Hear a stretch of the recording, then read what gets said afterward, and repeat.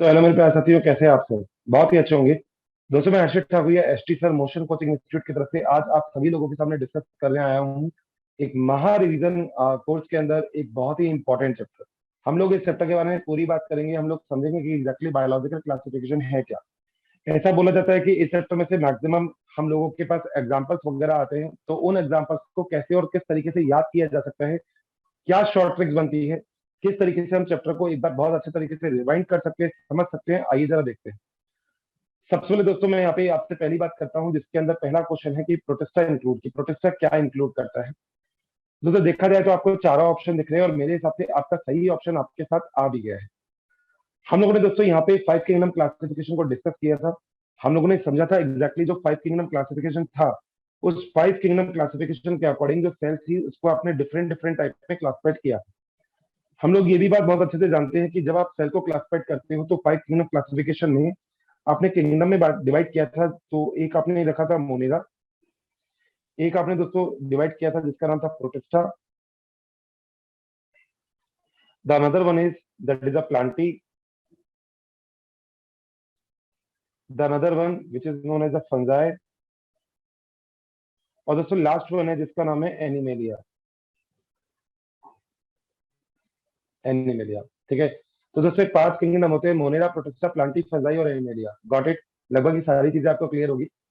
इसमें अगर देखा जाए तो दोस्तों, अगर मैं परफेक्टली आपसे क्लासिफिकेशन करने की बात करूं तो मैं आपसे ये बात बोल सकता हूं कि यहाँ पे अगर हम बात करते हैं एनिमेलिया की, तो यहाँ पे जो एनिमेलिया होता है दोस्तों, वो यूनिसेलुलर नहीं मल्टी सेलुलर है। प्लांटी भी मल्टी सेलुलर है। मगर अगर यूनिसेलुलर की बात की जाए तो दो चीजें ऐसी है जिसमें यूनिसेलुलर के लिए लड़ाई हो सकती है। और वो दोस्तों दो चीजें हैं, एक तो प्रोकैरियोट है और एक यूनिसेलुलर यूकैरियोट है। मतलब प्रोटिस्टा और मोनेरा दो ऐसी चीजें हैं जिसके अंदर लड़ाई बनती है, क्योंकि दोनों के दोनों यूनिसेलुलर ही है। दोस्तों अगर देखा जाए तो यहाँ पे जो बेस्ट आंसर है वो है प्रोटेस्टा। रीजन इसका क्या है? दोस्तों इसका रीजन ये है कि अगर हम कभी भी मोनेरा की बात करते हैं तो हम मोनेरा को बोलते हैं कि मोनेरा तो एग्जैक्टली है प्रोकैरियोट। क्या है? प्रोकैरियोट। बट अगर हम यहीं पे ही बात करते हैं उसी जगह पे अगर हम प्रोटेस्टा की बात करते हैं तो दोस्तों जो प्रोटेस्टा होता है ये होता है यूकैरियोट। तो प्रोटेस्टा जनरली हम किसके अंदर डिस्कस करते हैं? यूकैरियोट के अंदर। तो यहाँ पे हमारे पास जो क्वेश्चन है उस क्वेश्चन में हमसे पूछा गया है कि जो यूनिसेलुलर यूकैरियोट है, इस यूनिसेलुलर यूकैरियोट का एक बेस्ट एग्जांपल हमारे पास क्या है? तो दैट इज अ प्रोटेस्टा। तो बेस्ट एग्जांपल यूनिसेलुलर यूकैरियोट्स का हमारे पास जो है वो है प्रोटेस्टा। तो option number B is the right answer. बिल्कुल सही आंसर होगा इस पूरे के पूरे क्वेश्चन का। चलिए भाई आगे चलते हैं। अगला दोस्तों क्वेश्चन हमारे सामने यह आता है कि लोकोमोटरी जो स्ट्रक्चर होती है प्रोटिस्टा के अंदर वो कौन सी होती है? ऐसी कौन सी स्ट्रक्चर है जिसे हम लोकोमोटरी स्ट्रक्चर बोल सकते हैं? दोस्तों देखो, लोकोमोशन तो एग्जैक्टली हर किसी ऑर्गेनिज्म के अंदर बेसिकली इंपॉर्टेंट होता ही है, जो जैसा कि हम जानते हैं। बट बात यहाँ पे ये आती है कि अगर आप एग्जैक्टली लोकोमोशन की बात करें तो कौन कौन से पैरामीटर लोकोमोशन के अंदर इंपॉर्टेंट हो जाते हैं। तो जैसे अगर मैं यहाँ पे बात करता हूँ, पहली चीज जिसका नाम है फ्लैजिला। तो दोस्तों जो फ्लैजिला होता है ये आपको पता है, जो युगलिना होता है उसके अंदर जो फ्लैजिला होता है वो लोकोमोटरी पार्ट होता है, हम लोग सब जानते हैं। अगर मैं यहीं की बात करूं जिसका नाम है सीलिया, दोस्तों आप लोगों ने पढ़ा हुआ है दैट इज अ पैरामीशियम। तो जो पैरामीशियम है ये बेस्ट एग्जांपल है जिसके अंदर सीलिया एग्जैक्टली लोकोमोटरी पार्ट होता है। The last one is that is a pseudopodia. दोस्तों सूडोपोडिया को हम एक नाम और बोलते हैं, याद है ना? सूडोपोडिया को हम बोलते हैं false feet. False feet, feet नहीं फॉल्स फीट। ये जो फॉल्स फीट होते हैं दोस्तों ये होते हैं सूडोपोडिया। अब देखा जाए तो दोस्तों ये तीनों के तीनों जो एग्जाम्पल है ना, ये अगर आपको पता हो तो ये तीनों एग्जाम्पल है किसके? प्रोटिस्टा के। तो प्रोटिस्टा के अंदर ये तीनों टाइप की जो कैटेगरी होती है वो आपको देखने को मिलती है। तो आप ये बोल सकते हो कि प्रोटिस्टा के अंदर ये तीनों टाइप की कैटेगरी अगर आपको देखने को मिलेगी तो एग्जैक्टली हम लोग बात कर सकते हैं कि यहाँ पे जो ऑल है वो हमारा बिल्कुल सही आंसर है। चलिए दोस्तों आगे चलते हैं।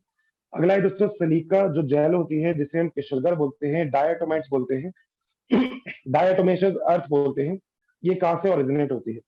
दोस्तों अगर मैं सिलिका जेल या किशलगर की बात या डायटोमेशियस अर्थ की बात करता हूँ तो आप लोग एक बात बहुत अच्छे से समझते हो क्या? एग्जैक्टली ये जो होता है ना ये होता है ट्रांसपेरेंट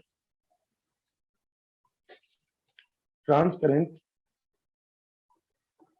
सिलिका शेल। और जिस चीज को दोस्तों हम बोलते हैं क्रिस्टल। ठीक है।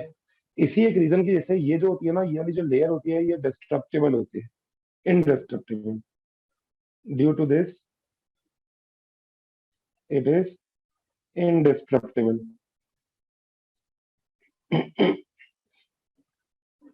ठीक है। अगर देखा जाए तो दोस्तों हम एक बात और बता सकते हैं कि क्या, जब एक्चुअली डायटम्स होते हैं ना, ये तो सी सी के सरफेस पे मिलते हैं, मगर जब इनकी डेथ हो जाती है तो ये क्या करते हैं, पैलेट के अंदर आ जाते हैं। और ऐसी कंडीशन जब ये पैलेट के अंदर आ जाते हैं, तो पैलेट के अंदर आने की जैसे हम लोग बोलते हैं ये बहुत हार्ड एक रॉक टाइप स्ट्रक्चर बना लेते हैं। और दोस्तों ये जो रॉक टाइप स्ट्रक्चर होती है ना, ये एग्जैक्टली एक्यूमुलेटेड हो जाती है इन सी बेड। और इसी चीज को दोस्तों हम बोलते हैं किशलगर। तो एक्चुअली अगर किशलगर देखा जाए तो देखो क्वेश्चन भी पढ़ोगे ना तो आपको आंसर तो इसमें से मिल जाएगा। एग्जैक्टली वहां पे देखो डाई एटोमाइज लिख रखा है और वहां पे एक चीज लिख रखी है जिसका नाम है डायटम। ठीक है।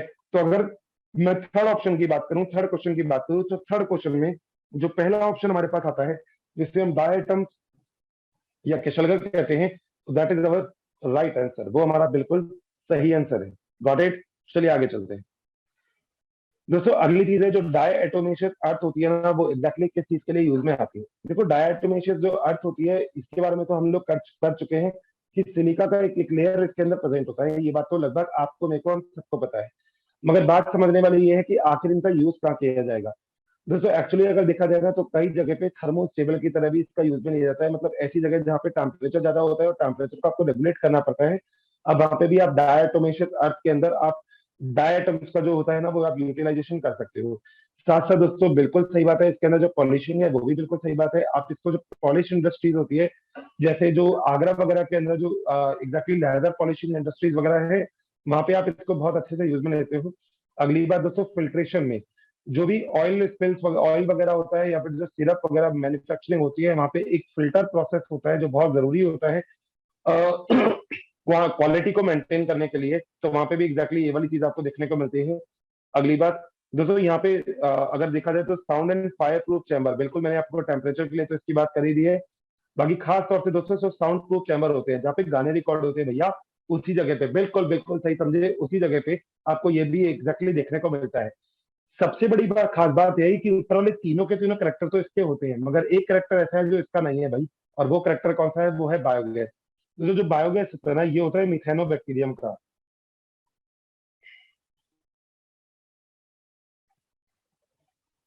जो एग्जैक्टली मीथेन गैस को प्रोड्यूस करते हैं CH4। ठीक है, इसे हम बोलते हैं मीथेन गैस।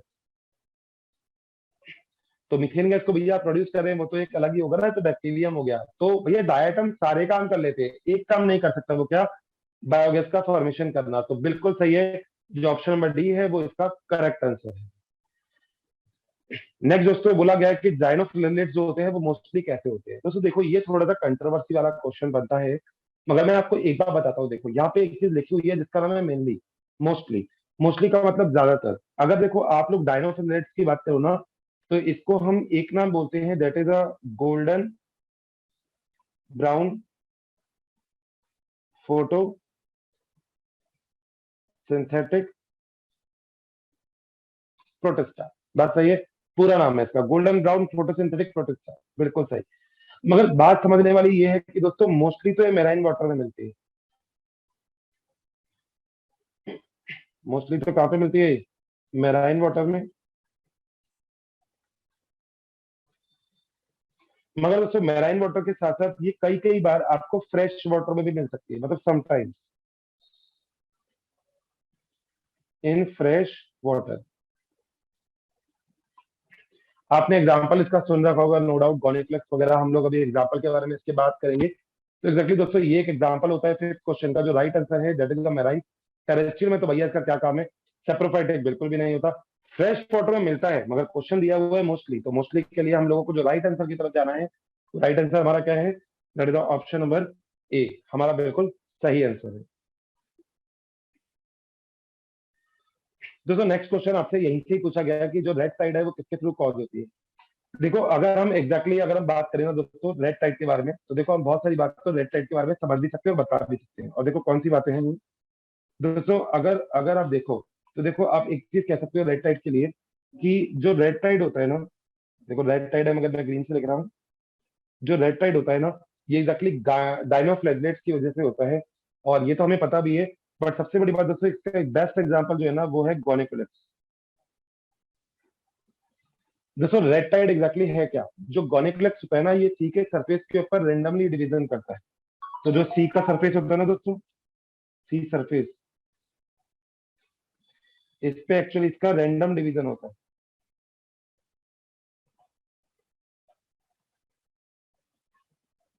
सी सरफेस पे क्या होता है? रैंडम, इसका क्या होता है? डिवीजन। और दोस्तों जिस कंडीशन में सी सरफेस के ऊपर इसका रैंडम डिवीजन होगा, उस कंडीशन पे आप ये बोल सकते हो कि एग्जैक्टली जो गोनिकुलेक्स होता है, ये सी सरफेस के ऊपर रैंडम डिवीजन करने के बाद सी के ऊपर वाली जो सरफेस होता है उसको कुछ रेड कलर का कर देता है, और जिस चीज को हम क्या बोलते हैं? Red tide. ठीक है, तो याद रखिएगा जो गोनिकुलेक्स होता है यही एक बहुत ही बेस्ट एग्जाम्पल है रेड टाइड का। दोस्तों सिक्स का जो ऑप्शन नंबर सी है, that is the correct answer. Next दोस्तों, which one of the following are the protozoa? इनमें से कौन कौन से जो प्रोटोजोआ है भैया, अगर एनसीईआरटी पढ़ी हुई है बहुत ही अच्छे से तो मेरे ख्याल से इन चारों ऑप्शन में से एक ऑप्शन तो आपको पता लग ही गया होगा कि इसका सही ऑप्शन क्या है। मगर समझने वाली बात यह है कि हम इन सबके एग्जाम्पल थोड़े से डिस्कस कर लेते हैं। दोस्तों एक तो होता है अमीबा, जिसका एग्जाम्पल भी अमीबा ही है। एक यहाँ पे दूसरा दे रखा है फ्लैजिलेट्स। हम एक और जानते हैं जिसका नाम होता है सीलिएट्स। और हम एक और जानते हैं जिसका नाम होता है स्पोरोजोन्स। दोस्तों स्पोरोजोन्स का एक एग्जाम्पल और हो जाता है जिसको हम बोलते हैं प्लाज्मोडियम। सुना होगा आपने, ये वही प्लाज्मोडियम जो मलेरिया को कॉज करता है। आपने सुना होगा plasmodium vivax, plasmodium malariae, plasmodium falciparum और प्लाज्मोडियम ओवेल। ठीक है, चार होते हैं, एक और होता है वैसे तो प्लाज्मोडियम क्नोलैसी। ठीक है, चलिए। जो सीलिएटेड होता है दोस्तों पैरामीशियम, सीरियस के अंदर प्रेजेंट होता है। जो फ्लैजिलेटेड होता है दोस्तों, बेस्ट एग्जांपल है ट्रिप्नोसोमा। ठीक है, इसके अंदर जो फ्लैजिला होते हैं वो प्रेजेंट होते हैं। और अमीबॉइड्स में तो आपको पता है बेस्ट एग्जांपल अमीबा ही है, इससे अच्छा तो क्या एग्जांपल होगा। तो दोस्तों सारे ऑप्शन पढ़ लीजिएगा, A B C D.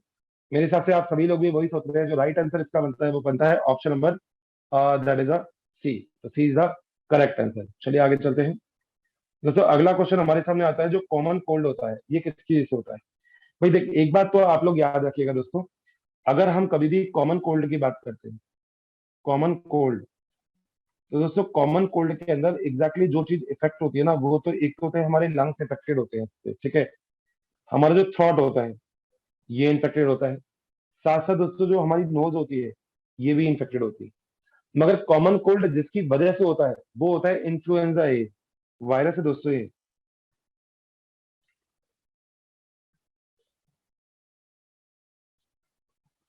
Most common disease है दोस्तों ये, मोस्ट कॉमन, मतलब बहुत ही कॉमन डिजीज है जिससे हम बोलते हैं इन्फ्लुएंजा। ठीक है, तो मोस्ट कॉमन डिजीज होती है जिसे हम बोलते हैं influenza. So the right answer है दोस्तों, वायरल डिजीज होती है, ये तो हम सब जानते ही हैं। तो कॉमन कोल्ड होती है ना दोस्तों, वो एक तरह की कौन सी डिजीज है? वायरल। चलिए आगे चलते हैं। दोस्तों अगला क्वेश्चन आप लोगों को बोलता है कि 1971 में एक साइंटिस्ट है जिनका नाम था डाइनर, और उन्होंने डिस्कवर किया था एक नया इन्फेक्शियस एजेंट जो एग्जैक्टली वायरस से भी छोटा था। एग्जैक्टली यही लाइन एज इट इज हम लोग कई बार पढ़ते हैं, और वायरस से छोटी तो दोस्तों एक ही चीज है, नाम है इसका वायराइड्स। दोस्तों अगर देखा जाए तो इसका जो राइट आंसर होगा वो होगा वायराइड्स, क्योंकि हमने ऊपर की एक लाइन पढ़ी है चलो। मगर नीचे देखो इन्होंने कुछ कैरेक्टर और दे रखे हैं, चलो वो भी हमारे लिए और अच्छा है समझने का। मगर एग्जैक्टली ऊपर वाली स्मॉलर देन वायरस से ही हम एक लाइन पे समझ चुके जो होता है वायराइड्स। अब दोस्तों बात पहला तो ये है कि it cause potato spindle tuber disease, बिल्कुल सही बात है, बिल्कुल कॉज करता है। It also called the have the free RNA, दोस्तों बिल्कुल फ्री आरएनए इसके अंदर होता है। अगली बात, molecular weight of RNA is low, बिल्कुल सही बात है, आरएनए का मॉलिक्यूलर वेट जो उसके अंदर होता है वो बहुत लो होता है। मगर मैं आपको एक खास बात बताता हूँ दोस्तों, एक्चुअली डाइनर ने ना एक्चुअली फिल्टर जो होता है ना, उस फिल्टर से इस चीज को आइडेंटिफाइड किया था। मतलब जब उसने फिल्टर को यूज किया तो फिल्टर को यूज करने के बाद उन्होंने एक चीज देखी कि फिल्टर को यूज करने के बाद जिस फिल्टर से वायरस जो होता है वो नहीं निकल पाता ना, वहां से वायरस निकल जाता है। और जब दोस्तों वहां से वायरस निकल जाता है तो हम एक बात समझ सकते हैं कि अगर उस कंडीशन में वहां से वायरस निकल रहा है, तो मतलब कहीं ना कहीं आप एक बात मान सकते हो कि हर्षित सर ये बात तो फिर कंफर्म हो गई कि अगर वहां से कैसे ना कैसे करके अगर वायरस निकल रहा है, तो मतलब वायरस का साइज जो है वो वायरस से नो डाउट छोटा ही है। ये बात तो क्लियर हो गई। दूसरी बात दोस्तों याद रखिएगा, मैक्सिमम जो वायरस होते हैं ना, ये मैक्सिमम प्लांट्स के अंदर और नॉर्मली प्लांट्स के अंदर ही डिजीज कॉज करते हैं। जनरली किसके अंदर डिजीज कॉज करते हैं? प्लांट्स के अंदर ही इनकी डिजीज कॉज होती है, इंपॉर्टेंट है। अगली चीज दोस्तों एक और याद रखिएगा दोस्तों, एक और डिजीज हो सकती है जिसका नाम है सिट्रस एक्सोकॉर्टिस। ये भी एक डिजीज होती है जो एग्जैक्टली वायरस के थ्रू होती है। दोस्तों एक और डिजीज अगर आप याद करना चाहें, that is a chrysanthemum stunt disease. ये भी एक्चुअली जो होती है, ये भी आपको जनरली प्लांट्स के अंदर देखने को मिलती है। तो मैक्सिमम जो डिजीज यहाँ पे जो डिजीज ये कॉज करता है वो किसके अंदर करता है? प्लांट्स के अंदर। Got it? मेरे हिसाब से आंसर आपका क्लियर है। लगभग ये सारी की सारी कैटेगरी आपको किसके अंदर मिलेगी? वायरस के अंदर मिलेगी। ठीक है, चलिए भाई आगे चलते हैं। दोस्तों अगला क्वेश्चन है कि जो रिंगवॉर्म होता है, ये रिंगवॉर्म एग्जैक्टली किस तरीके की और कैसे डिजीज कॉज करता है? देखो रिंगवॉर्म के बारे में मैं आपको दो तीन बातें यहाँ पे बताना चाहूंगा। रिंगवॉर्म के बारे में पहली चीज तो ये इंपॉर्टेंट है कि जो रिंगवॉर्म होता है ना, एग्जैक्टली ये कॉमन मोल्ड डिजीज है। कॉमन मोल्ड दोस्तों ज्यादातर ना अगर देखा जाए तो ये आउटर लेयर ऑफ लंग्स, तो लंग्स का जो आउटर लेयर है ना, आपको उस जगह पे ये वाली डिजीज आपको देखने को मिलती है। बट तीसरी और सबसे खास बात दोस्तों, ये पर्सन टू पर्सन यानी कि स्किन टू स्किन इन्फेक्शन हो जाता है। यानी कि skin to skin, skin to skin ना इसमें इन्फेक्शन होने के चांसेस होते हैं। तो दोस्तों अगर हम बात करें तो इस तरीके की जो डिजीज है ना, वो ज्यादातर फंजाई करते हैं। पता है स्किन के ज्यादातर जो डिजीज होती है ना, ज्यादातर ज्यादातर वो एक्चुअली फंजाई वगैरह के थ्रू होती है। एक्चुअली इंडिया के अंदर बहुत ही नॉर्मल कंडीशन में आपको फंगस वगैरह मिल जाता है। ठीक है, कोरोना के अंदर भी बहुत सारे फंगस के नाम आप सुन रहे होंगे, येलो फंगस वगैरह, ब्लैक फंगस वगैरह के नाम आप सुन रहे होंगे, क्योंकि दोस्तों एटमोसफेयर के अंदर बहुत ही इजीली सर्वाइव कर जाते हैं। हार्श कंडीशन, नॉर्मल कंडीशन, कैसी भी कंडीशन हो, ये भी सर्वाइव करने की कैपेबिलिटी रखते हैं। और मल्टीप्लिकेशन भैया बहुत तेज होता है इनका। दोस्तों इसका जो राइट आंसर है, वो राइट आंसर क्या है? That is the fungi, that is the correct and right answer. दोस्तों अगला जो क्वेश्चन आता है वो है ट्रांसफॉर्मेशन वाज डिस्कवर्ड बाय। जो ट्रांसफॉर्मेशन है वो एग्जैक्टली किस साइंटिस्ट के थ्रू डिस्कवर्ड हुआ था? दोस्तों देखो एक चीज मैं आपको बताऊंगा इससे पहले। एक्चुअली बैक्टीरिया के अंदर आप तीन टाइप के सेक्सुअल रिप्रोडक्शन को डिस्कस करते हो। ठीक है, कौन कौन से? Conjugation, transduction and transformation. मेरे ख्याल से याद आ गया होगा। कॉन्जुगेशन, ट्रांसडक्शन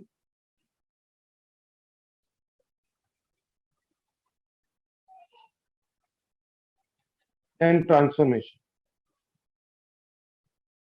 दोस्तों तीनों में से एक चीज है जो अब आपके सामने दे रखी है, और मैंने तो आपको तीन के नेम नेम यहाँ पे सामने रख दिए।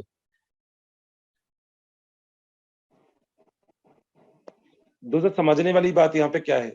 समझने वाली बात यहाँ पे ये है कि आप जब तीनों के तीनों प्रोसेस की बात करते हो, तो आप ये चीज समझते हो कि आखिर जो कॉन्सेप्ट है वो कॉन्सेप्ट आपसे कहता क्या है। दोस्तों कॉन्सेप्ट आपसे ये कहता है कि अगर हम कभी भी बात करते हैं ट्रांसफॉर्मेशन की, अगर हम कभी भी बात करते हैं कॉन्जुगेशन की या ट्रांसडक्शन की, तो आखिर ये तीनों कॉन्सेप्ट है क्या, उसको समझते हैं।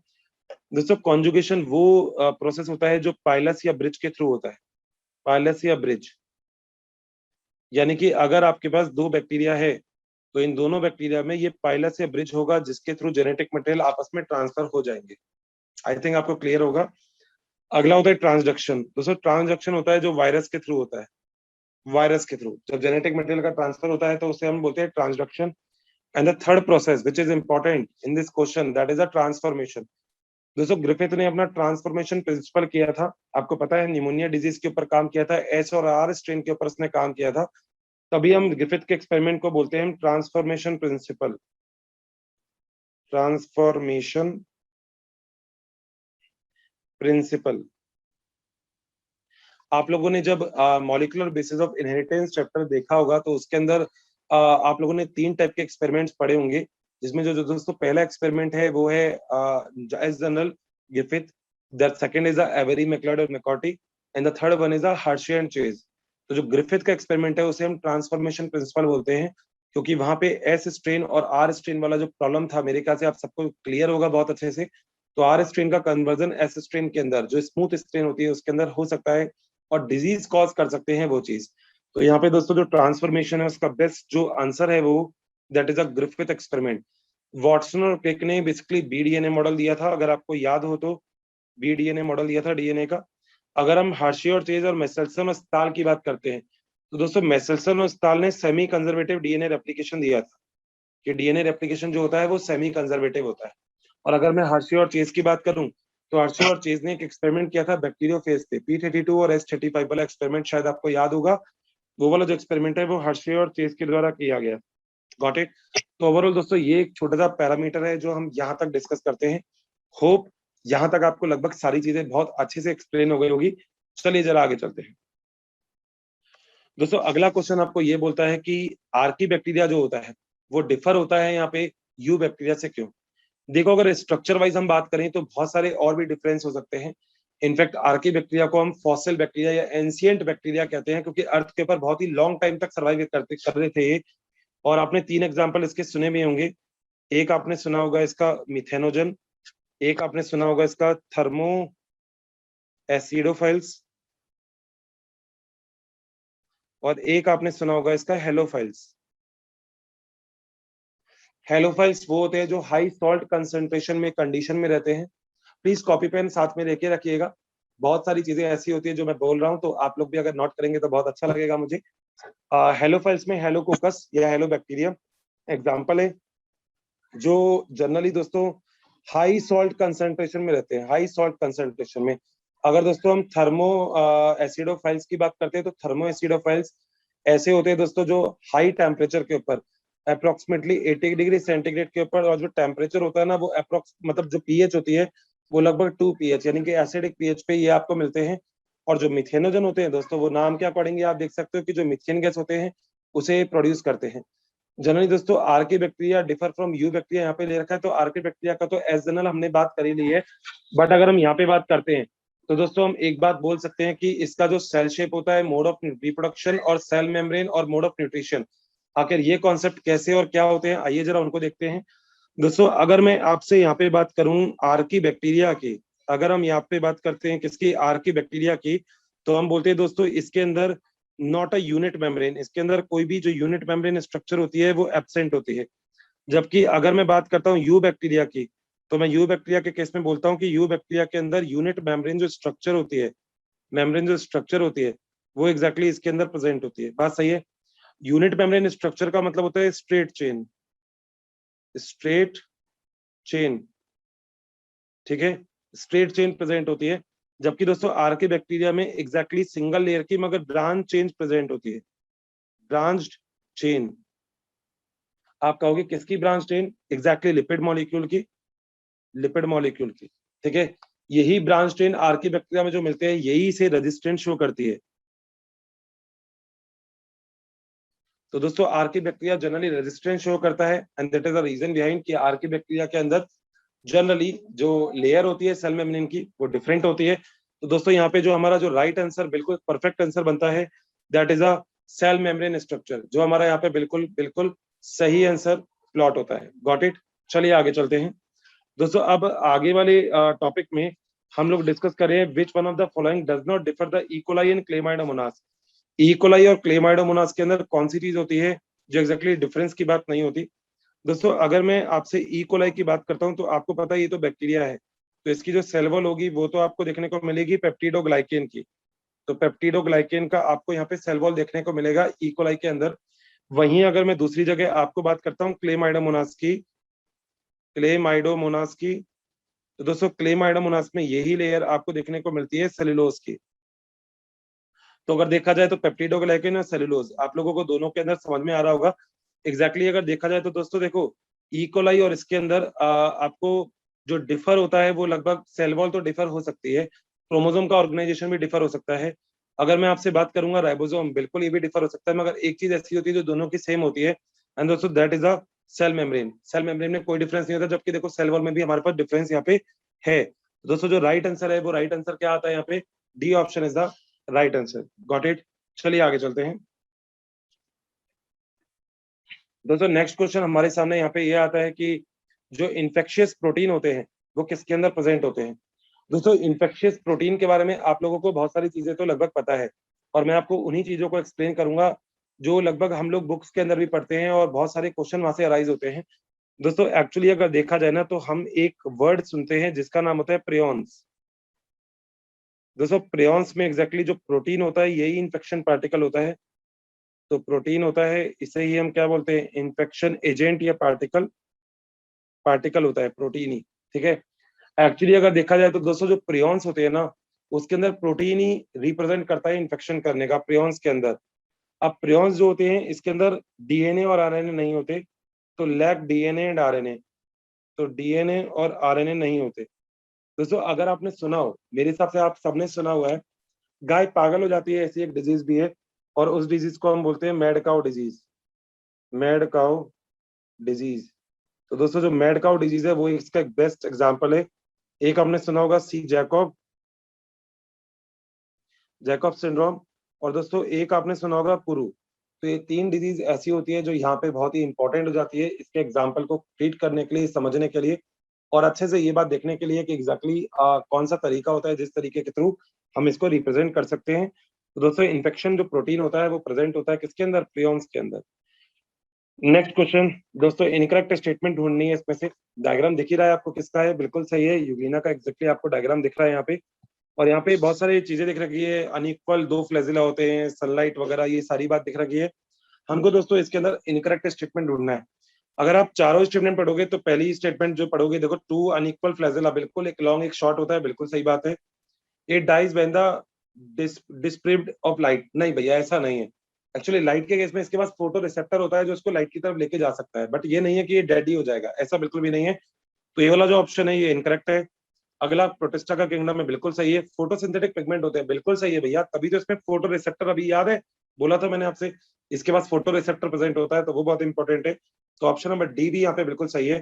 दोस्तों एक ही ऑप्शन, जब 3 गलत हो गए तो भैया एक ही सही हो गया, और वो सही क्या है, बिल्कुल सही है, वो सही है हमारा ऑप्शन नंबर बी। तो यही हमारा राइट आंसर है दोस्तों। चलिए आगे चलते हैं दोस्तों। अगला एक है कि पोटैटो स्पिंडल ट्यूबर डिजीज के बारे में अगर बात करें तो जो पोटैटो स्पिंडल ट्यूबर डिजीज है ये क्या होती है। देखो पोटैटो स्पिंडल अगर ट्यूबर डिजीज की बात करूं ना दोस्तों, तो एग्जैक्टली ये सिंगल स्टैंडर्ड आरएनए की वजह से होती है, ठीक है। और एग्जैक्टली वही बात जो अभी तक हम पढ़ चुके, इसमें एक्चुअली क्या होता है, जो प्रोटीन कोट होता है, प्रोटीन कोट, वो एक्चुअली क्या होता है, एब्सेंट होता है, ठीक है। तो एक्चुअली दोस्तों प्रोटीन कोट अगर एब्सेंट होगा तो प्रियॉन्स तो होगा नहीं, ठीक है। वायरस ये है नहीं, bacteria potato spindle tuber disease नहीं करता है, और फंजाई का भी ये वाला काम नहीं है। अब दोस्तों एक बात तो ये होगी कि प्रोटीन कोड एब्सेंट है, ठीक है। और मैंने आपको एक बात अगर आपको याद हो तो आपको एक बात बताई थी कि ऐसी चीज जो जनरली डिजीज कॉज करती है प्लांट के अंदर, तो जनरली जो प्लांट के अंदर डिजीज कॉज करती है, plant disease only, disease only. और दोस्तों वो प्लांट डिजीज एक ही यहाँ पे काम कर सकते हैं, जो कौन है, वायराइड्स। तो जो वायराइड्स है वो भी एग्जैक्टली प्लांट डिजीज कॉज कर सकते हैं। तो दोस्तों क्वेश्चन नंबर 16 अगर आप ध्यान से देखोगे तो पोटैटो स्पिंडल ट्यूबर डिजीज में आपको एक बिल्कुल ही परफेक्ट आंसर दिखेगा, that is the option number A. दोस्तों अगला क्वेश्चन ये है कि incorrect about the virus. Virus के लिए ऐसी कौन सी चीज है जो बिल्कुल गलत है। भाई गलत को ढूंढना तो बहुत आसान है ना, सही छाट लो गलत मिल जाएगा। वायरस होस्ट स्पेसिफिक होता है, बिल्कुल सही बात है भैया, देख के चलता है वायरस। वायरस कहता है मुझे भैया जहां जाना है मैं तो वहीं जाऊंगा, हर किसी सेल को वायरस इन्फेक्ट नहीं करता। याद रखना, मैंने आपको एक बात कभी बताई भी थी, बैक्टीरियोफेज जो होता है वो भी पहले आइडेंटिफिकेशन करता है। आइडेंटिफाइड करना वायरस का बहुत ही इंपॉर्टेंट रोल है। अगर कोई भी वायरस किसी भी सेल को इन्फेक्ट करेगा, किसी भी सेल को, तो दोस्तों उसके कुछ फेजेस होंगे। पहले वो उसको आइडेंटिफाइड करेगा, यानी कि बिना आइडेंटिफाइड करे कुछ भी नहीं होगा। दूसरा, उस पे अटैचमेंट करेगा।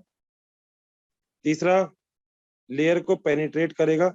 चौथा, ट्रांसफर करेगा अपने जेनेटिक मटेरियल को। और पांचवा दोस्तों, रिमूवल, वायरस हट जाएगा क्योंकि वायरस ने अब अपना जेनेटिक मटेरियल होस्ट की सेल के अंदर डाल दिया। मान लो ये होस्ट सेल है, आप लोगों को पता होगा होस्ट सेल क्या होती है, भैया जो पार्टी देगा वो होस्ट होगा। आज ऑस्ट्रेलिया की टीम इंडिया में आ रही है तो इंडिया होस्ट कर रही है, सीधी सी बात है, जहाँ पे खाना पीना है। तो वायरस मान लो अगर बाहर से आता है कहीं से, और वायरस अगर इस सेल के अंदर आएगा तो अपने जेनेटिक मटेरियल ट्रांसफर करने के लिए पहले सेल को आइडेंटिफाइड करेगा, बहुत जरूरी चीज होगी। तो आइडेंटिफाइड करने के लिए यहाँ पे एक बात याद रखना कि होस्ट बहुत स्पेसिफिक होती है, ये बात बिल्कुल सही है। अगली चीज दोस्तों, इनएक्टिव आउटसाइड होस्ट, बिल्कुल सेल के बाहर अगर ये देखे ना तो ये इनएक्टिव ही हो जाता है, बिल्कुल सही बात है। सेल के बाद इसकी एक्टिविटी की कोई भी स्टेज नहीं होती। तीसरा पॉइंट आप ये बोलते हो कैन बी क्रिस्टलाइज, दोस्तों क्रिस्टलाइज तो किया जा सकता है, क्योंकि आपने साइंटिस्ट भी सुने होंगे दैट इज अ स्टेनली, जिन्होंने एग्जैक्टली टोबैको मोज़ेक वायरस को एग्जैक्टली क्रिस्टलाइज कर लिया था। तो क्रिस्टल की फॉर्म में आप डेवलप कर लेते हो, बड़े बड़े प्रोटीन पार्टिकल की फॉर्म में आप इसको ले सकते हो। बिल्कुल सही है। तो दोस्तों मेरे हिसाब से तो लगभग तीनों ही ऑप्शन सही है इसके। तो जो सही को ऑप्शन जाना चाहिए that is option number D. दोस्तों option number D is the right answer. अगला दोस्तों, बैक्टीरियोफेज यूजुअली हैव, क्या रखता है? सारी बातें बताई हुई है, मगर बातों में बात तो तभी जब क्वेश्चन हम लोग अच्छे से कर सके, और क्वेश्चन हम लोग कैसे करेंगे वो बात समझने वाली है। दोस्तों बैक्टीरियोफेज यूजुअली क्या चीज होती है? देखो सबसे पहले तो बैक्टीरियोफेज समझो क्या होता है। A virus that infect bacteria,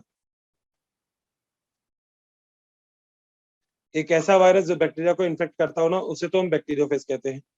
एक और वर्ड कई बार आ जाता है, नाम होता है उसका साइनोफेज। इसका मतलब है a virus that infect cyanobacteria. तो अगर कोई वायरस बैक्टीरियोफेज को इन्फेक्ट करता है तो बैक्टीरिया को इन्फेक्ट करता है तो बैक्टीरियोफेज, और अगर साइनोबैक्टीरिया को इन्फेक्ट करता है तो बोलते हैं हम उसको साइनोफेज। दोस्तों बैक्टीरियोफेज का डायग्राम तो लगभग आप सभी लोगों ने ऐसा देखा भी होगा। मेरे हिसाब से वायरस का जो एक डायग्राम है वो आपने ऐसे इस तरीके का देखा भी होगा। लगभग सभी बच्चे जानते होंगे इस तरीके का डायग्राम तो। ठीक है। इसके ना जनरली जो जेनेटिक मटेरियल मिलता है ना, वो मिलता है डबल स्टैंडर्ड डीएनए। ठीक है। तो एग्जैक्टली डबल स्टैंडर्ड जो डीएनए है वो आपको ज्यादातर यहाँ पे देखने को मिलता है। तो दोस्तों जो राइट आंसर है वो क्या है? डी। तो सिंगल स्टैंडर्ड डीएनए की यहाँ पे कोई बात नहीं है। यहाँ पे जनरली जो आपको देखने को मिलेगा वो मिलेगा डबल स्टैंडर्ड डीएनए। आइए चलिए आगे चलते हैं। अगला दोस्तों, unit of protein code of the virus protect of the genetic material is. अब देखो भैया, इसको समझने का बढ़िया तरीका क्या है। दोस्तों आप लोग सबसे पहले एक वायरस का डायग्राम बना लो। ऐसे बन जाएगा, बहुत इजी है, बड़ा स्मार्ट से बनाना डायग्राम। ठीक है। यहाँ पे अगर हम बेसिक देखें तो यहाँ पे एक चीज ये होती है, इसे हम बोलते हैं बेसल प्लेट। बेसल प्लेट सही है। इसे हम बोलते हैं स्पाइक, या फिर हम इसे बोल सकते हैं टेल फाइबर। ये होता है दोस्तों नेक। यहाँ पे दोस्तों एक ये चीज होती है जिसे हम बोलते हैं कॉलर। ये ऊपर वाला पार्ट होता है जिसे हम बोलते हैं हेड। ये नीचे वाला पार्ट होता है जिसे हम बोलते हैं टेल। सही है। इस पे यहाँ पे ऐसे ऐसे कुछ प्रेजेंट होते हैं छोटे छोटे यूनिट। तो इस पूरी स्ट्रक्चर को हम बोलते हैं कैप्सिड। और कैप्सिड का एक छोटा सा पार्ट जो होता है उसे हम बोलते हैं कैप्सोमियर। और कैप्सोमियर किससे बना होता है? प्रोटीन से। तो दोस्तों यहाँ पे प्रोटीन बहुत ही इंपॉर्टेंट चीज हो जाती है, याद रखिएगा। Actually unit membrane of protein code वो, वहां तक तो आप सारी बात ठीक है जो आपने पढ़ा हुआ है, मगर यहाँ पे इंपॉर्टेंट चीज ये हो जाती है कि यहाँ पे इंपॉर्टेंट चीज ये है कि कैप्सिड को बनाता कौन है। दोस्तों स्मॉलेस्ट यूनिट ऑफ कैप्सिड जो कैप्सिड को फॉर्म करता है वो होता है कैप्सोमियर, जो प्रोटीन से बना हुआ होता है। Then the right answer is option number D, क्योंकि यहाँ पे आप देख सकते हो कैप्सिड बना होता है कैप्सोमियर से, और कैप्सोमियर क्या होता है? प्रोटीन होता है। बिल्कुल सही बात है। कंफर्म। जेनेटिक मटेरियल अंदर, इसको कैसे बोल सकते हो, जिसको प्रोटेक्ट करने का ये काम करता है। अगला दोस्तों, यहाँ पे 4 डायग्राम दे रखे हैं और इन चारों डायग्राम में से आपको आइडेंटिफाइड करना है, समझना है इन चारों डायग्राम में से सही कौन सा गलत कौन सा। निकाल सकते हो मेरे हिसाब से, कोई दिक्कत नहीं है, सही कौन सा और गलत कौन सा। 4 ऑप्शन देखोगे तो दोस्तों देखो कई सारे टाइप के होते हैं। सबसे पहले तो हम पढ़ते हैं कोकस, इसे हम बोलते हैं कोकाए। कोकाए होता है ऐसा ओव्यूल शेप या राउंड शेप आप बोल देते हो। ठीक है। अगला दोस्तों जो सेकंड होता है ना, ये तो हो गया फर्स्ट। जो सेकंड होता है वो होता है बैसिलस, या इसे आप बोलते हो बैसिलाई। बात सही है। दोस्तों अगला जो होता है बैसिलाई जो होता है वो होता है रॉड शेप ऐसा। अगला जो दोस्तों तीसरे की बात करते हो, थर्ड, थर्ड उसे आप बोलते हो विब्रियो। विब्रियो दोस्तों होता है कॉमा शेप कुछ ऐसा। और एक होता है दोस्तों डी, जिसे हम बोलते हैं स्पाइरुलम। स्पाइरुलम होता है कुछ ऐसा जिग जैग इस तरीके का। अब मुझे एक बात बताओ, यहाँ पे चारों देख लो, इस चारों में से ऑप्शन कौन सा सही आ रहा है? ये बोल रहा है ए विब्रियो है। भैया विब्रियो तो कैसा होता है? विब्रियो होता है कॉमा शेप। क्या कॉमा शेप दिख रहा है आपको? ये होता है रॉड शेप, रॉड शेप। ठीक है। ये जिगजैग की फॉर्म होता है, पता है ये। अब ए बोल रहा है कि ये विब्रियो है। विब्रियो है क्या ये? नहीं भैया, पहला ऑप्शन तो गलत हो गया। बी, ये कह रहा है डी कोकाई है। अरे नहीं भैया, कोकाई तो ए है, ये भी गलत हो गया। अगला ए कोकाई है, बिल्कुल सही है। और जी डी जो है स्पाइरुलम है। नहीं भैया, डी स्पाइरुलम बिल्कुल भी नहीं है। यहाँ पे तो हम लोग कह सकते हैं कि जो डी है ये एग्जैक्टली विब्रियो है, तो ये वाला ऑप्शन भी गलत हो जाता है यहाँ पे 20 का। अगला है दोस्तों, जो बी है ये बैसिलस है। बी तो बैसिलस हो गया, बिल्कुल सही है। और जो सी है वो स्पाइरुलम है, बिल्कुल सही है। तो दोस्तों ऑप्शन नंबर जो डी है वो हमारा राइट आंसर है। Got it? क्लियर है ये वाली बात? चलिए आगे चलते हैं। दोस्तों अगला क्वेश्चन आपसे ये कहता है कि मिथेनोबैक्टीरियम होता है, ये कहाँ पे ऑब्जर्व होता है? देखो मैंने आपको बता दिया, जो मिथेनोबैक्टीरियम होता है ना, ये एग्जैक्टली मिथेनोजन आप लोग डिस्कस करते हो आर्की बैक्टीरिया में। आर्की बैक्टीरिया, तो जो आर्की बैक्टीरिया होता है इसके अंदर आप मिथेनोजन को डिस्कस करते हो, जो एग्जैक्टली मीथेन गैस प्रोड्यूस करता है, CH4 गैस। और इसी गैस को हम क्या बोलते हैं? बायोगैस। बात सही है। ऐसे दो ऑर्गेनाइजेशन में हमेशा से डिस्कस करता हूँ, वो दो ऑर्गेनाइजेशन जिन्होंने एग्जैक्टली इस चीज के ऊपर बहुत काम किया, कि उन्होंने बायोगैस बनाना बताया दुनिया को कि बायोगैस भैया ऐसे बनती है। दोस्तों वो दो ऑर्गेनाइजेशन इंडिया के हैं, IARI और एक इंस्टीट्यूट है जिसका नाम है KVIC। दोस्तों IARI का पूरा नाम है इंडियन एग्रीकल्चर रिसर्च इंस्टीट्यूट, और KVIC का पूरा नाम है khadi and village industrial commission. और एग्जैक्टली यहाँ पे जो पूछा गया है वो ये कि मिथेनोजन कहाँ पे मिलते हैं। दोस्तों मैंने आपसे पहले भी बोला है, जो मिथेनोजन होते हैं ये आपको ज्यादा देखने को मिलते हैं काऊ डंग में, बफेलो डंग में भी मिलते हैं, मगर काऊ डंग में ज्यादातर आपको देखने को मिलते हैं। तभी काऊ डंग के अंदर अगर आप देखोगे ना तो थोड़े पोर्स ज्यादा होते हैं, क्योंकि एनारोबिक रेस्पिरेशन करते हैं मिथेनोजन। तो जो पोर्स होते हैं ना दोस्तों वो ज्यादा होते हैं काऊ डंग के अंदर। तो हम बोल देते हैं कि वहाँ पे काऊ डंग के अंदर आपको इस तरीके की जो चीज है वो आपको जनरली देखने को मिलती है। ठीक है, तो आप मिथेनोजन का एक एग्जाम्पल इसके अंदर रख सकते हो। और मिथेनोजन जो होता है जो दोस्तों वो गट और रूमिनेट्स, यानी कि जो एग्जैक्टली कैटल्स वगैरह होते हैं उनके जो रूमन होती है उसके अंदर ये एग्जैक्टली आपको देखने को मिलते हैं। तो C is the right answer. इसमें आसान चीज दोस्तों यही है, क्वेश्चन पढ़ोगे तो आंसर आ जाएगा। ज्यादा टिपिकल वाली बात नहीं है, ऐसा नहीं सोचने का पड़ेगा कि अभी क्या करना है। अगर क्वेश्चन पढ़ा, क्वेश्चन पढ़ने के बाद दिमाग में क्लिक हो जाने का बस। ठीक है, बाकी दिक्कत हो तो प्लीज एक बार लेक्चर वगैरह देखते रहना। अगली चीज, क्वेश्चन नंबर 22, डाइकैरियो फेज जो होती है फंजाई के अंदर वो रिप्रेजेंट करती है। देखो क्या होता है फंजाई के अंदर। दोस्तों फंजाई के अंदर ये कुछ प्रोसेस होते हैं। पहला होता है जिसे हम बोलते हैं प्लाज्मोगेमी। एक जो दोस्तों दूसरा होता है उसे हम बोलते हैं डाइकैरियन। एक जो तीसरा होता है उसे हम बोलते हैं कैरियोगेमी। एक बीच में एक और फेज आती है जिसे हम बोलते हैं मियोसिस। ये फेज होती है जो आपको याद रखनी है। अब होता कैसे है, मान लो एक फंजाई है और एक फंजाई है।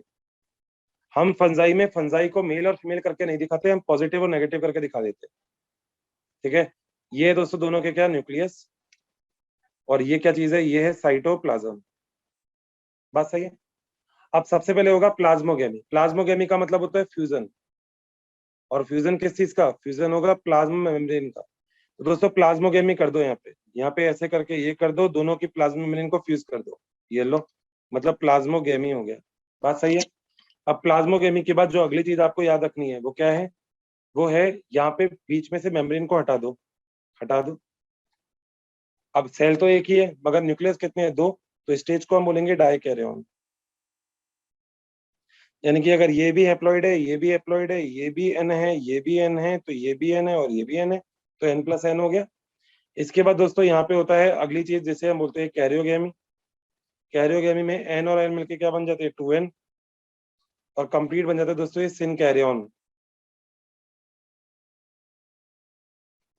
और इसके बाद फाइनली क्या हो जाता है, मियोसिस। और मियोसिस के थ्रू सिंगल सेल से कितना सेल बन जाता है, 4 सेल।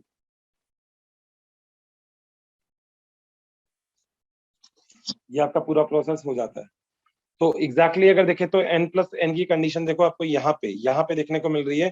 तो फंजाई के अंदर रिप्रोडक्शन, डाई कैरियन का मतलब 2 न्यूक्लियस, कैरियोफेज का मतलब न्यूक्लियस की बात कर रहा है, न्यूक्लियस। और डाई का मतलब क्या हो गया, 2 न्यूक्लियस। तो 2 न्यूक्लियस कैसे बन रहे हैं, आपके सामने एक्सप्लेनेशन है प्रॉपर।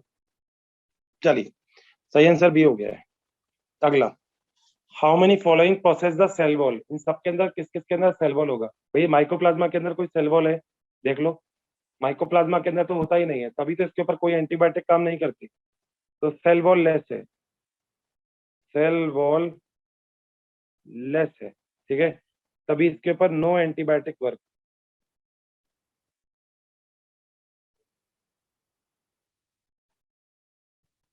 माइकोप्लाज्मा के ऊपर कोई भी एंटीबायोटिक काम नहीं करती।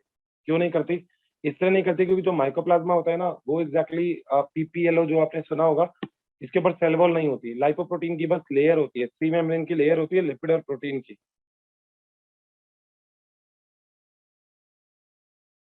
प्रोटीन की ऐसे करके 3 लेयर की होती है, मतलब 3 लेयर ना, 3 लेयर की लेयर होती है, ठीक है।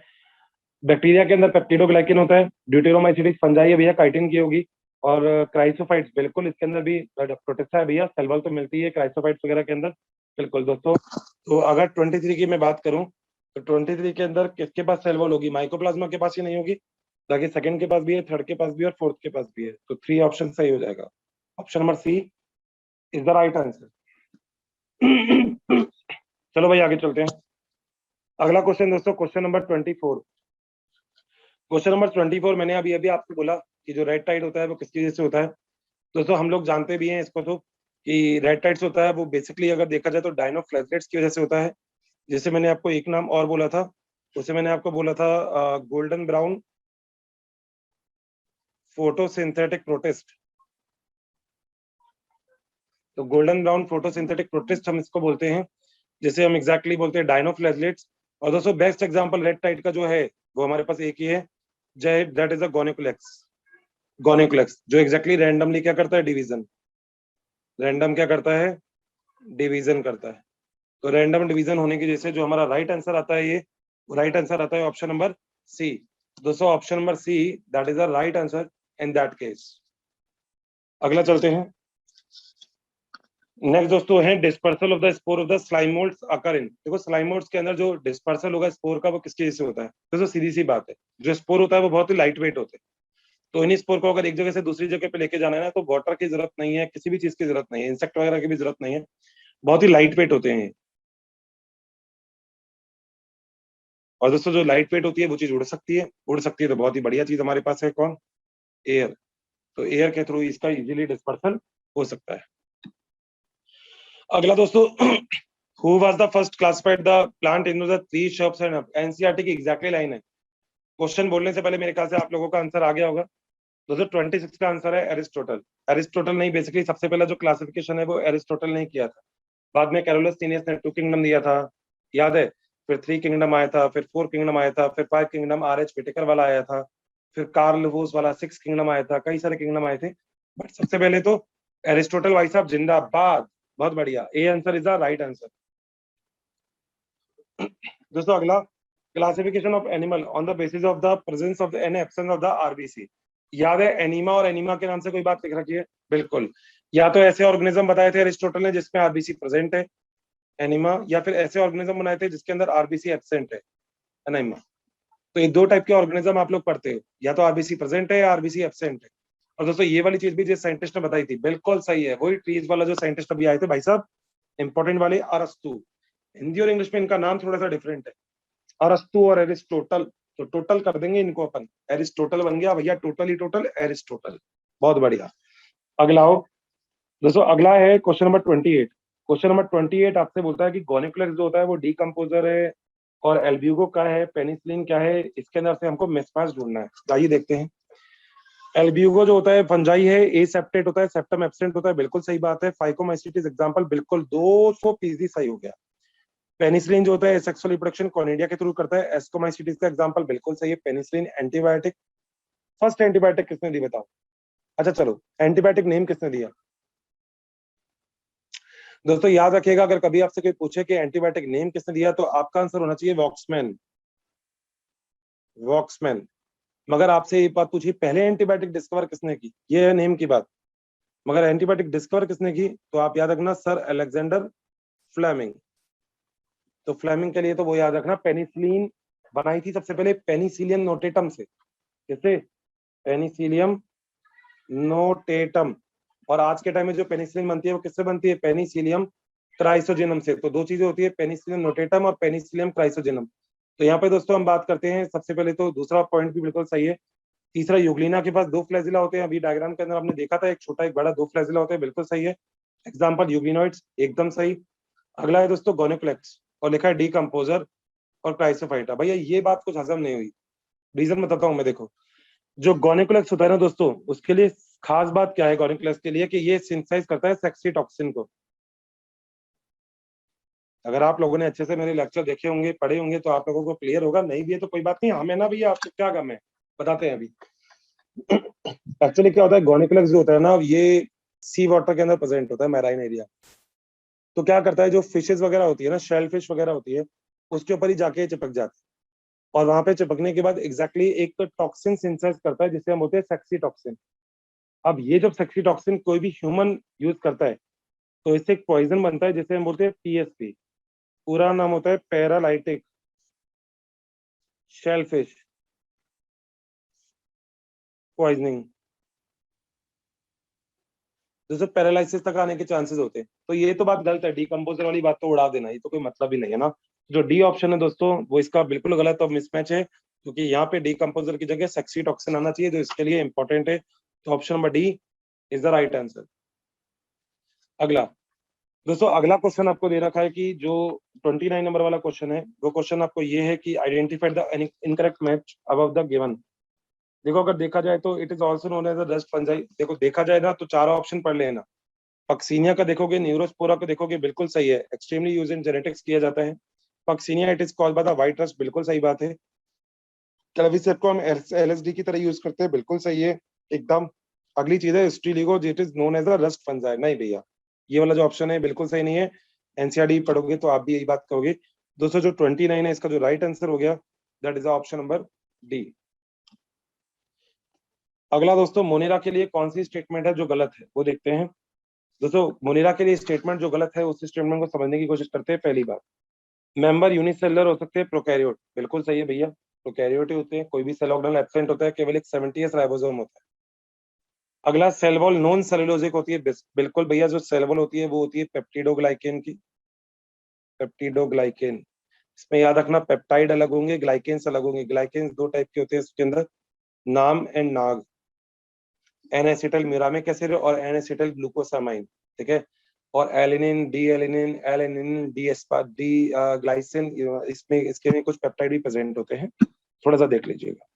अगला है मोस्टली ऑटोट्रॉफिक। भाई नहीं, ये वाली बात नहीं दोस्तों, ये ऑटोट्रॉफिक भी हो सकता है और ये हेट्रोट्रॉफिक भी हो सकता है, दोनों हो सकते हैं।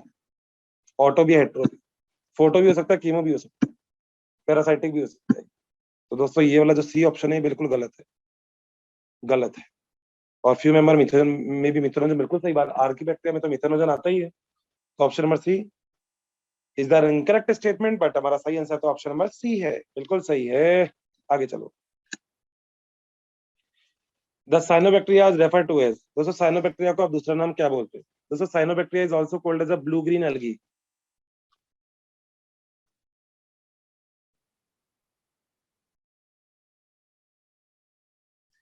आप वही बोलते हैं ना, अर्थ के ऊपर ऑक्सीजन का जो ओरिजिन हुआ वो किसने किया, वो भी यही है, ऑक्सीजन ओरिजिन ऑन अर्थ। जलानी मिलते कहाँ हैं? फ्रेश वाटर में आपको मिलते हैं।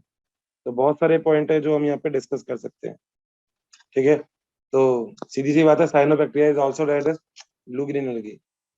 ये तो बच्चों वाला क्वेश्चन, मतलब ये तो बड़ा इंटरेस्टिंग सा है, बट ये वाले क्वेश्चन ना, ऐसे क्वेश्चन एक्चुअली बहुत सिली होते हैं। तो कई बार हमको लगता है कि हम कर लेंगे, मगर कई बार जब एग्जाम का बैठन होता है ना, तेरी आता हुआ क्वेश्चन गलत हो जाता है, बट वो नहीं होना चाहिए। अगला, क्राइसोबाइट्स, जुगनीनाइट्स, dinoflagellates and slime moulds are include in which kind of system? आपको पता है ये सारे के सारे किसके, हम तब से पढ़ते हुए आ रहे हैं, बिल्कुल सही है मेरे प्यारे साथियों, प्रोटिस्टा। मतलब मतलब है सर यूनिसेलुलर और साथ साथ यूकैरियोट। तो यूनिसेलुलर यूकैरियोट आपका राइट आंसर है। चलिए आगे देखते हैं। अगला, which of the following is the, गलत है वायरस के लिए। देखते भाई कौन कौन से ऑप्शन गलत हो गए भैया, वायरस के लिए कौन से ऑप्शन गलत हो गए। पहला, दे लिख द प्रोटीन कोड वायरस के लिए, ठीक है, प्रोटीन कोड एब्सेंट होता है, बिल्कुल सही बात है। स्मॉलर होता है वायरस से, बिल्कुल अभी हमने बात की थी। तो छानने वाली बात, सी वाली, बिल्कुल सही बात है। डाइनर वाली, हाँ बिल्कुल वही। अगली बात, दे कॉज द इन्फेक्शन, बिल्कुल सही, इन्फेक्शन करते हैं। Their RNA the high molecular weight, नहीं भैया, ये तो मैंने बोला था कि इसका आरएनए लो मॉलिक्यूलर वेट का होगा। लो मॉलिक्यूलर वेट का इसके अंदर आरएनए होगा दोस्तों। किसके अंदर? वॉयलेट्स में। बहुत घूम के आना पड़ा ना। चलो, तो ऑप्शन नंबर डी। तो 33 का ऑप्शन नंबर जो डी है, यही हमारा रॉन्ग स्टेटमेंट है। अगला, ईस्ट जो होता है ये प्रोडक्शन किस चीज का करता है दोस्तों? ईस्ट का आप साइंटिफिक नेम तो जानते ही हो, सैकेरोमाइसिस सर्वाइसी। ठीक है, साइंटिफिक नेम होता है ईस्ट का। इसे ही हम बोलते हैं बेकर ईस्ट। आपका आंसर देखो इससे ही आएगा। इसे ही हम बोलते हैं बेकर ईस्ट, और इसे ही हम बोलते हैं फर्मेंटर ईस्ट। आप अब मेरे से बोलोगे सर आखिर ये बेकर ईस्ट क्या है? सर ये बेकर ईस्ट आखिर क्या है? ये बेकर ईस्ट समझते हैं। जो बेकिंग कंपनी में काम आती है ना, वो तो बेकर ईस्ट होती है बेकिंग कंपनी में। और फर्मेंटर का मतलब होता है जो फर्मेंटेशन के अंदर काम में आते हैं। किसके अंदर? फर्मेंटेशन। दोस्तों अगर कोई भी रॉ मटेरियल प्रोडक्ट के अंदर कन्वर्ट हो रहा है, मगर एब्सेंस है किस चीज की? ऑक्सीजन की, और प्रेजेंस है किस चीज की? माइक्रोब्स की, तो प्रोसेस का नाम फर्मेंटेशन होता है। और रॉ मटेरियल ऑक्सीजन की एब्सेंस होगी, ऑक्सीजन होगा ही नहीं उसके अंदर। अल्कोहलिक बिवरेज आप लोग सुनते हो, फर्मेंटेशन प्रोडक्ट ही है। तो बेकर ईस्ट मतलब बेकिंग, बेकिंग का मतलब ब्रेड, बहुत बढ़िया। फर्मेंटेशन मतलब बियर, बियर भी बना सकते हो आप, बहुत बढ़िया बात है। तो दोस्तों 34 का ऑप्शन नंबर सी हमारा बिल्कुल करेक्ट आंसर है। पता है ढूंढने के दो तरीके हैं। ढूंढने का बेस्ट तरीका ये है कि आप क्वेश्चन को पढ़ने के बाद क्वेश्चन की बारीकी पढ़ो। तो सिट्रिक एसिड है, क्या मतलब है सिट्रिक एसिड का? दूसरा लाइपेज है, क्या मतलब है? यहाँ पे कोई बेकिंग का कोई काम ही नहीं है, तो कहीं का लिखने का, नहीं लिखने का। अगला, बैक्टीरिया जो है वो मतलब शुरुआत मीठे से नहीं की, मगर हमने जो एंडिंग है ना इस टॉपिक की, वो हमने मीठे से किया। देखो हमने हनी से किया है, मीठे से। कुछ मीठा हो जाए तो हनी ले आए हम आप लोगों के लिए। तो मीठा करते हैं दोस्तों। Bacteria can not survive on Honey because Honey के अंदर सर्वाइव नहीं कर सकता। They can not consume it. भाई से क्या दिक्कत आ रही है? कंज्यूम कर सकता है, कोई दिक्कत नहीं है इसको। It inhibit their reproduction. नहीं, रिप्रोडक्शन में कोई रोल नहीं होता। They get plasmolysed and killed. बिल्कुल सही बात है दोस्तों। It is a poison, poison भी नहीं होता दोस्तों, प्लाज्मोलाइज्ड हो जाता है। एक्चुअली प्लाज्मोलाइट आपको पता होगा क्या चीज होती है? वाटर का मूवमेंट है एक्चुअली ये। जैसे आप बोलते हो साइटोलाइज सेल और आप बोलते हो प्लाज्मोलाइज सेल। जब वाटर सेल के बाहर निकल जाता है, और वो आप कंसंट्रेशन की बात आपको पता ही है फ्री वाटर मॉलिक्यूल की। तो कंसंट्रेशन की अगर आप बात करते हो तो कई बार फ्री वाटर मॉलिक्यूल अंदर से सेल के बाहर निकल जाते हैं। और दोस्तों ऐसी कंडीशन में जो सेल होती है ना वो सर्वाइव नहीं कर पाती। इसलिए हम इसे बोलते हैं कि ये प्रोसेस होता है प्लाज्मोलाइसिस। जनरली आपको हाइपरटोनिक सॉल्यूशन के अंदर प्लाज्मोलाइसिस देखने को मिलेगा। हाइपरटोनिक सॉल्यूशन के अंदर प्लाज्मोलाइसिस। तो अगर आप ऐसी कंडीशन में रखते हो कभी भी बैक्टीरिया को, तो बैक्टीरिया भी बैक्टीरिया ही है भैया, कहाँ तक बचेगा वो भी कहेगा क्या कर दिया तुमने भाई, क्या कर दिया? तुम कहोगे भैया हमने क्या किया? कहता कुछ नहीं किया तुमने भैया, प्लाज्मोलाइसिस करवा दिया। अब करवा दिया भैया, करवा दिया, कोई बात नहीं, कर दिया तो क्या करें? मरेगी भैया सेल, तो सेल की डेथ हो जाती है। तो दोस्तों option number C is the right answer. Got it? Okay दोस्तों, तो थैंक यू सो मच। बहुत ही अच्छा लगा आप लोगों से के साथ बात करते हुए, बहुत अच्छा लगा इस पेपर को डिस्कस करते हुए।